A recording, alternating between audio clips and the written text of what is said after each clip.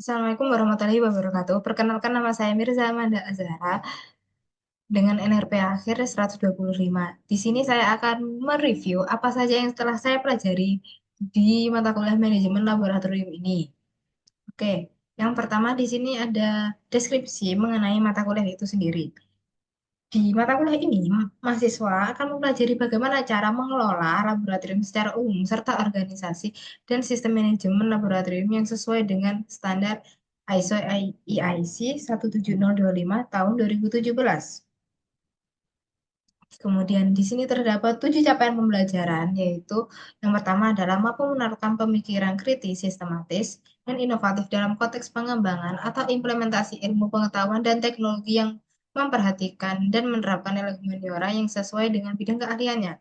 Kedua, mampu menunjukkan kinerja mandiri, bermutu, dan terukur.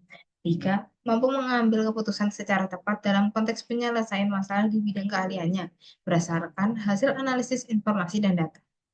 Kemudian yang ketiga, yang keempat, mampu bertanggung jawab atas pencapaian hasil kerja kelompok dan melakukan supervisi dan evaluasi terhadap penyelesaian pekerjaan yang ditugaskan kepada pekerja yang berada di bawah tanggung jawabnya.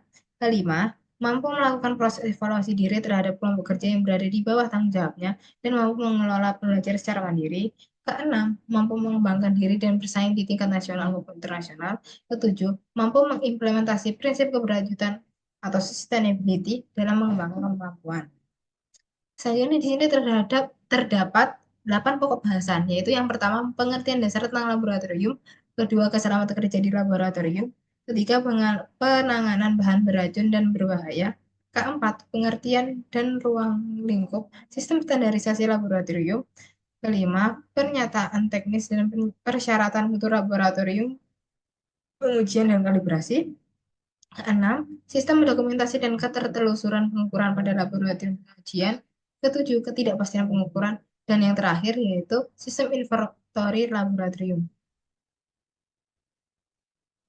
Apa sih apa sih laboratorium itu? Laboratorium itu adalah tempat untuk melakukan penelitian, percobaan, atau pengujian ilmiah dengan menggunakan alat dan bahan khusus. Fungsi laboratorium sendiri mencakup pengembangan ilmu pengetahuan, inovasi teknologi, dan pembelajaran praktis. Kemudian terdapat keselamatan, bagaimana cara melakukan keselamatan kerja di laboratorium. Keselamatan kerja di laboratorium adalah serangkaian prosedur dan langkah untuk melindungi pengguna dari risiko kecelakaan atau paparan bahan berbahaya. Hal tersebut mencakup penggunaan alat pelindung diri, yaitu APD, dan pengelolaan bahan kimia dengan benar, pemahaman prosedur kerja, serta penanganan darurat. Hal ini bertujuan untuk menciptakan lingkungan kerja yang aman dan mencegah kerugian pada manusia, peralatan, dan lingkungan. Kemudian terdapat cara penanganan bahan beracun dan berbahaya.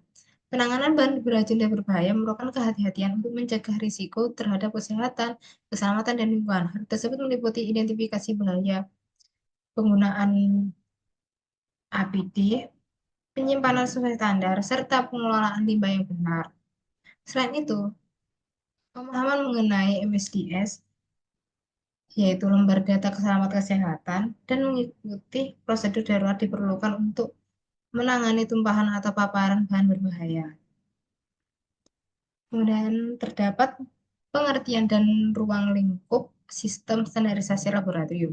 Sistem standarisasi laboratorium adalah serangkaian aturan, pedoman, dan prosedur yang dirancang untuk memastikan kualitas, akurasi, dan konsistensi hasil kerja di laboratorium. Ruang lingkup mencakup pengelolaan fasilitas, kalibrasi alat, validasi metode, kompetensi personal, dokumentasi, serta kepatuhan terhadap standar internasional seperti ISO IC 17025. Kemudian di sini terdapat persyaratan teknis dan persyaratan mutu laboratorium pengujian dan kalibrasi. Persyaratan teknis dan persyaratan mutu untuk laboratorium pengujian dan kalibrasi seperti yang diatur dalam ISO IC 17025 mencakup aspek teknis dan manajemen. Persyaratan teknisnya yaitu meliputi kompetensi personel, validasi metode, kalibrasi alat, uang kerja, dan pelaporan hasil. Kemudian persyaratan mutunya itu mencakup pengelolaan sistem mutu seperti dokumentasi, audit internal, manajemen risiko, dan perbaikan berkelanjutan. Kemudian di sini terdapat sistem dokumentasi dan ketertelusuran pengukuran pada laboratorium pengujian.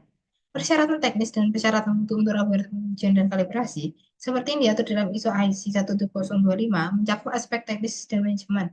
Yang pertama yaitu syarat teknis itu meliputi kompetensi personel, validasi metode kalibrasi alat, dan kerja dan pelaporan hasil. Kemudian persyaratan mutu mencakup pengelolaan sistem mutu seperti dokumentasi, audit internal, dan manajemen resiko dan perbaikan berkelanjutan. Kemudian di sini terdapat bagaimana cara mengetahui ketidakpastian pengukuran. Ketidakpastian pengukuran merupakan parameter yang menunjukkan tingkat keraguan hasil pengukuran akibat keterbatasan alat, metode, atau kondisi pengukuran yang dinyatakan sebagai rentang nilai untuk menunjukkan keakuratan hasil. Kemudian yang terakhir, terdapat sistem inventory laboratorium. Sistem inventory laboratorium adalah hal yang digunakan untuk mengelola dan memantau persediaan barang peralatan di laboratorium seperti bahan kimia, alat ukur, dan peralatan eksperimen. Sistem ini bertujuan untuk memastikan ketersediaan, pemakaian, dan pengendalian stok yang efisien, serta meminimalkan pemborosan atau kekurangan bahan. Dengan menggunakan sistem tersebut, pengelolaan inventaris dapat dilakukan secara lebih terorganisir, termasuk pencatatan pembelian, penggunaan, pemeliharaan, dan penghapusan. Sekian, terima kasih. Wassalamualaikum warahmatullahi wabarakatuh.